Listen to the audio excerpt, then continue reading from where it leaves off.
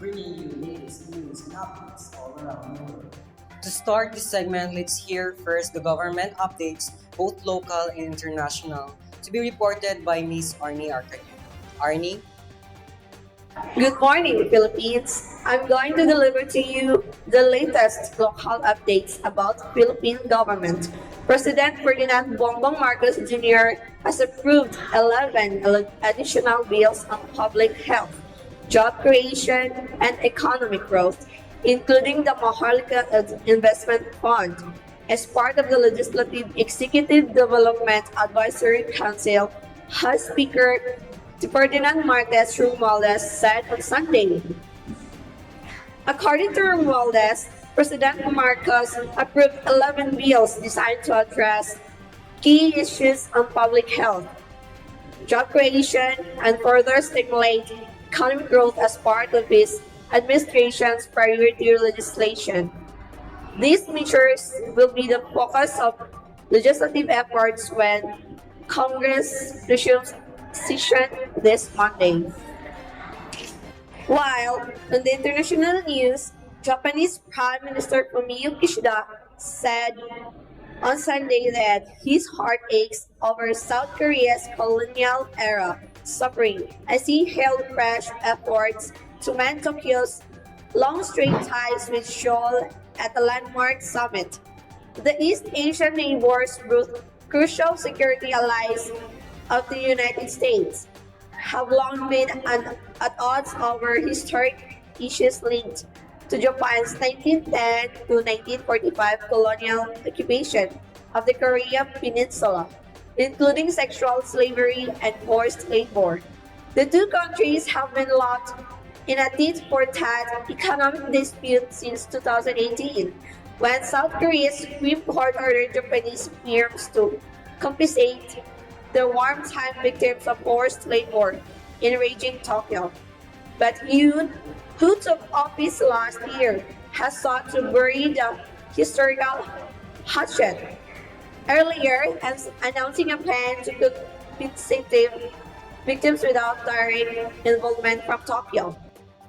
The move was unpopular domestically, including with victims who say it stops short of their demands for a full apology and compensation from Japanese companies involved. But Seoul says many of the victims have since accepted the deal. Experts had predicted Tokyo would not offer a new apology, and Kishida stopped short of this, instead reaffirming the heartfelt apology made by previous administrations in Tokyo. Kishida said, saying he stood by 1988 agreement, which included an apology for colonial-era moves. Yoon has said repeatedly that the two countries need to settle their historical disputes, telling AFP in March that it was long overdue that the two countries end the vicious cycle of mutual hostility and work together to improve regional security. Kishida said that it was his responsibility as Japan's Prime Minister to inherit and continue the efforts of our predecessors who overcame difficult times and cooperate with the South Korean side, starting with President Yoon to cooperate toward the future. Kishida arrived in Seoul on Sunday morning to meet Yoon, facing a skeptical public there as the leaders seek deeper ties amid nuclear threats from North Korea and China's increasing assertiveness. That's the latest updates for international news. This is Arnie Arcayana, back to the studio. Thank you, Arnie. Let's move on to the latest science and technology news, to be reported by Ms. Nikki Martinez. Ms. Nikki, what's the news updates? Yes, Cybel, a latest news has just come in about the controversial frauds in GCash.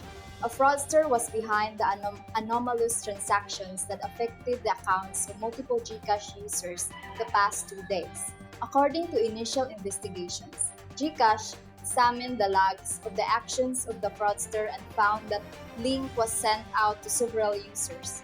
Those who click on it would receive a request to link a device. From that point on, the fraudster was able to fish information from customers. When they were able to access the linked information from their device or phished. That's what we call phishing. Any activities from then on, the fraudster could see.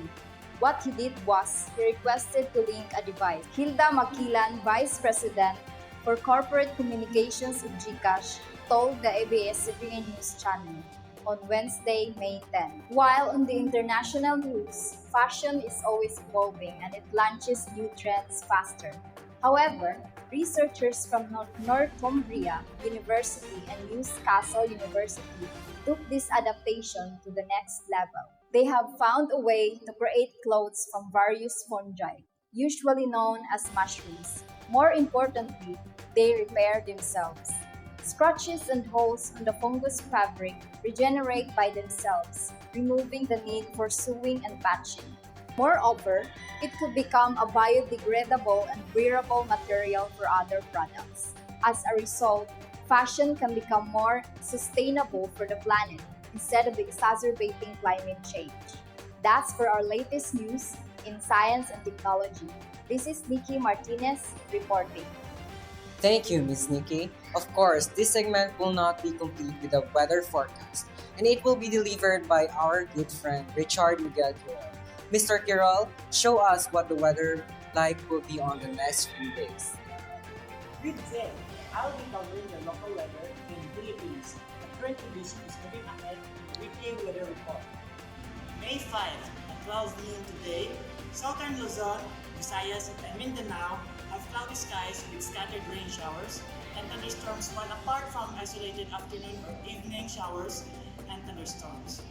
May 6 and 7, by Saturday until Sunday, the whole country will be experiencing warm and humid weather conditions apart from isolated rain showers and thunderstorms in the afternoon or evening. And on international weather update, dangerous heat wave forecast to unfold in the Pacific Northwest, Western Canada. Excessive heat alerts have been issued for stretches of Washington and Oregon, including in Seattle and Portland, ahead of late spring heat wave that will challenge numerous daily record highs across the Northwest this weekend. Since temperatures this high and this early in the year are unusual, residents should take precaution to guard against heat-related illnesses by staying hydrated and avoiding spending a long, prolonged time outdoors during the peak heating of the day. This is your weather forecaster, Richard Miguel F. Quirol, reminding you to stay safe always. Thank you, Mr. Quirol. Now let's go to the audience favorite part, the entertainment news.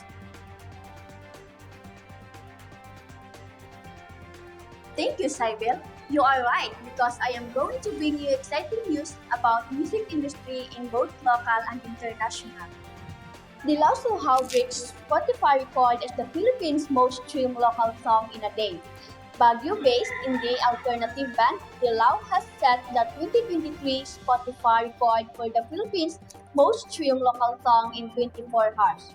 The group's melodic single Uhaw, Tayong Lahat even surpassed Blackpink's Shutdown and Joji's Glimpse of Us numbers of streams within a day in the Philippines, gaining global traction in Indonesia, United States, and Australia. With their artful lyrics, dreamy sonic layers, and captivating vocals, Dilaw takes listeners on a journey to a world that is uniquely their own. Their hit song, Uhaw, describes the thirst for something, whether it be a person, things, or feeling. As the band continues to create experiences for fans through their music, one thing is certain, Dilaw is a testament that regional talents deserves the global spotlight. While on the international news, Taylor Swift announced Speak Now Taylor's version arriving this July. Manila, Philippines dropped Everything Now Speak Now Taylor's version is finally happening. Award-winning singer-songwriter Taylor Swift officially announced that a recorded version of her third studio album, Speak Now, will be arriving this July. That's all about our hottest update in music industry. And now, let's move on to one of our audience favorite part to be reported by Miss Darlene Amora Ayuban. Good morning, people of the Philippines. Here's the latest update about the lives of one of our favorite celebrities. Pia Wurtzbach on Friday, May 5, 2023, announced to the world, the universe rather, that she finally married her partner, Jeremy Jency, last March 23 in a private wedding ceremony in Seychelles. The former Miss Universe title holder shared on social media a short video of some highlights on her intimate beach wedding and reception. Designer BC Bisana also revealed that Pia Wurtzbach's wedding gown took inspiration from her groom, Jeremy Jency's vision of his bride. Bisana said that Jeremy told him he sees Pia in a classic corseted bodice with a soft texture and a slit. They were both surprised, with Pia wondering if slits were allowed in wedding gowns. Fellow beauty queens, including Miss Universe 2016, Iris Mittener, and Miss Universe 2022, Andrea Miza, congratulated Wurtzbach. Her best friend, Pauline Luna Soto, also showed support for her new milestone. While on the international updates, King Charles III celebrated his coronation on Saturday, May 6. His official ceremony took place 8 months after his mother, Queen Elizabeth II, died at age 96, ascending him to the throne. His mother's reign lasted 70 years, making her the longest ruling British monarch in history.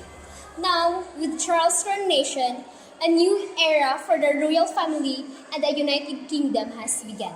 While Charles immediately became king when his mother died, the ceremony comes months after Elizabeth's passing to allow time for the country to mourn the loss of the monarch. While the coronation symbolized Charles' ascension to the throne, it also celebrates his wife Queen Camilla taking on her new title. Of course, many members of the royal family were in attendance to celebrate the momentous occasion, including Charles' son, Prince William, who is the next in the line of succession, and Prince Harvey, who always came to support his dad. After many discussions about whether or not he'd attend. That's our latest updates for local and international news. This is Darlene Amora Ayuban reporting. Let's go to our latest update about our local news.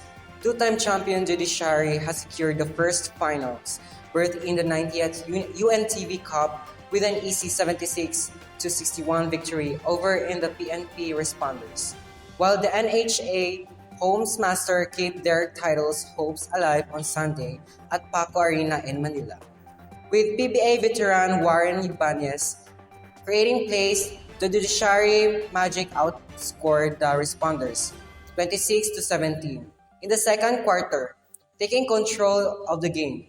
They maintained their lead to complete a 2-game sweep of the semifinal series. While in the international news, Tia Isabella Salvino secured the country's second gold medal in swimming with a record-setting win in the women's 100-meter backstroke on Tuesday night, May 8, 2023. In the 32nd Southeast Asian Games at the Moradok Aquatic Center. That's all for the latest sports news. To wrap this up, in behalf of my co-reporters, we want to remind you to stay safe and always be mindful of your surroundings. This is Saibel Gascon saying, we cannot make good news out of bad practice. Have a good day.